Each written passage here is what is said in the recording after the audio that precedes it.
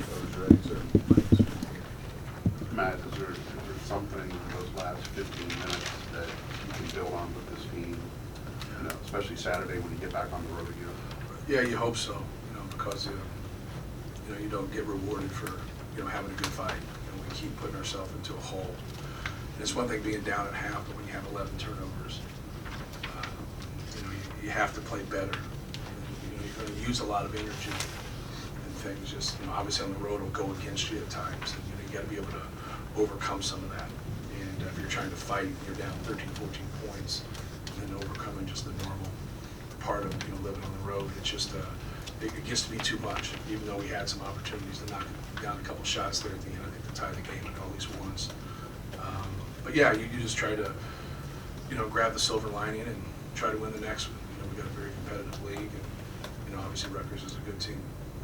Matt, was there a common denominator or a root cause in your mind to all the first half turnovers? I imagine it was one of the first things you talked about in terms of keys to the game. There was a lot of different things, whether it was on the interior or our perimeter guys. So it was not just one thing. We were just careless with the ball. But with that being said, they're a good defensive team, and so you got to give them credit also. The transition baskets they got early. Yeah, they killed it. The fast break points. Is that just were you caught in some bad rotation? Well, turnovers.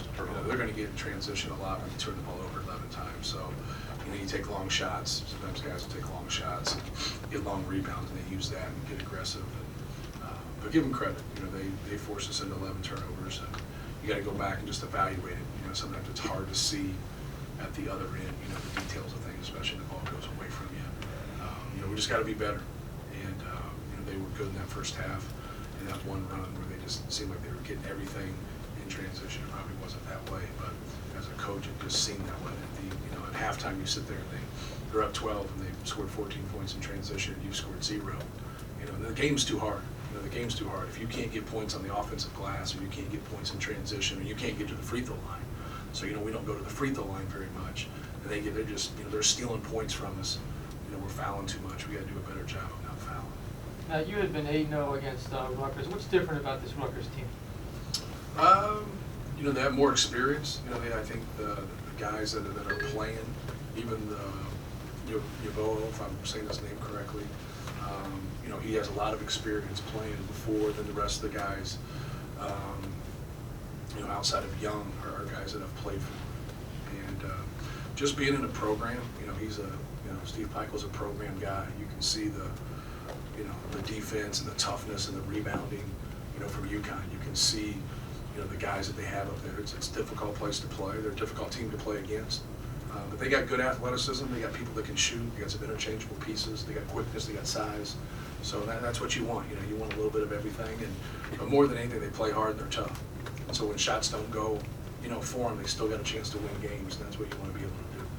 Matt, do you chalk your guard struggles tonight up to them, or? After I watch the tape, you'll be able to see it. But you have to give those guys credit. They played well, but our guards have too many turnovers. But everybody, you can't have 18 turnovers and expect to win versus a good team. Even though the game got close, you just can't in hindsight look at that stat and say, hey, we're 6 for 22 from 3, and we turned the ball over 18 times. I think you're going to beat a good team on the road. So we got to be better. What do you think of the atmosphere of this? What this place has become? You mentioned it's a difficult place to play. It's difficult to play everywhere in this league. So in 15 years, I don't want to play anywhere. I play at Mackey Arena every game. So you got the guy I played for, Gene Cady, used to talk about it. If you expect to win on the road, you got to be 10 points better. And this is definitely a place like that. Like you got to be 10 points better than to have a chance to beat them at the buzzer. But no, it's the fans are great and they're right on top of you. And but they gotta cheer a product. He's worked it and they got a good product. They have good players. So you can have the best fans in the world if you don't have good players. It doesn't matter. He's done a good job of getting some guys in here with some grit and some toughness. And they got a chance to not just get to the tournament. They got a chance to win games in the tournament. I think that they're going to be a real tough out in the NCAA tournament. What did Jihad do to get himself going tonight? I just got some opportunities to score. And that's what we're really looking for him to kind of come off the bench and energize us and make some shots and make some plays. We're looking for anybody really on the road. We just haven't been consistent shooting the basketball. And still today, 6 for 22, that's not good numbers. We still have to do better than that, but his numbers were great. I thought he probably played his best game all season. And when you go through some struggles and you move things around, you're trying to get a response from people, whether it's him or somebody, it doesn't matter. You're trying to get a positive response from people and be productive. I thought tonight on both ends he was really productive.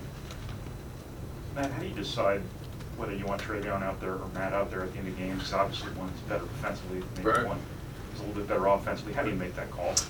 It's hard because when you get in those stretches, if you want somebody in for offense, Right. and then you score the basketball, there's no whistle. He's going to be on defense. So you just got to gauge it. Sometimes it's just guesswork. But if you're on offense, and you're leading, it's a little bit different. You kind of lean towards the defensive piece of it when you're leading. When you're behind, you always think, hey, I got to score points. I just go on an offense defense sub when it's like that.